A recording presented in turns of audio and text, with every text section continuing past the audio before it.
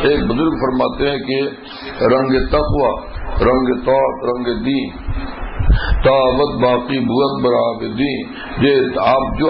خدا کے ہوتے ہیں، مقربین ہوتے ہیں، جو عارفین ہوتے ہیں، جو اللہ تعالیٰ کے فرما بردار ہوتے ہیں، جو خوش نصیب بندے ہوتے ہیں، ان کا حال اور رنگ حیات یہ ہوتا ہے جہاں بھی دیکھو، جس حال میں دیکھو، بس اللہ تعالیٰ کی اطاعت ہی اطاعت میں ہے، اللہ تعالیٰ کی اطاعت، اللہ تعالیٰ کی محبت، اللہ کی یاد ہی ان کی زندگی ہوتی ہے، سوائے اس کے ایک لمحہ بھی وہ اس دنیا میں ایک ساتھ بھی نہیں لے سکتے ہیں۔ اولیاء اکرام کی یہ شان ہوتی ہے، جہاں بھی دیکھو، جس حال میں دیکھو، بس اپنے محبوب پاک کے ساتھ مشغول ہے نا۔ میرے شیخ رحم اللہ فرماتے ہیں،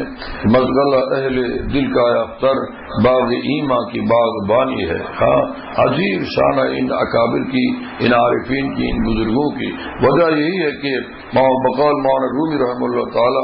عارفہ زانند ہر دم آمنو کے گزر کر دند از دریائے خون، مجاہدات کے دریائے خون سے وہ گزر چکے ہیں، اسی کی برکت سے اللہ تعالیٰ یہ آن و بان و شان ان کو عطا فرماتے ہیں۔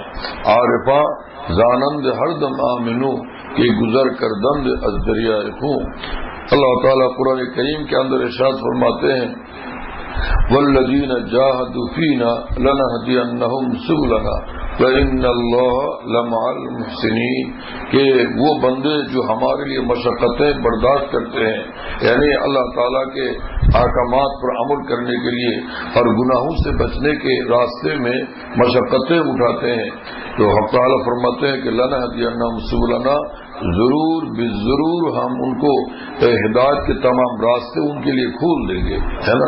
مجاہدات ضروری ہے، ایسے نہیں کہ مفت میں یہ دولت ملتی ہے۔ میرے شیخ فرماتے ہیں رحمہ اللہ تعالی، داغ حسرت سے دل سجائے ہیں جب کہیں جا کے ان کو پائے ہیں۔ ہاں، ان حسینوں سے دل بچانے میں ہم نے غم بھی بڑے اٹھائے ہیں، منزل قرب یوں نہیں ملتی، زخم حسرت ہزار کھائے ہیں۔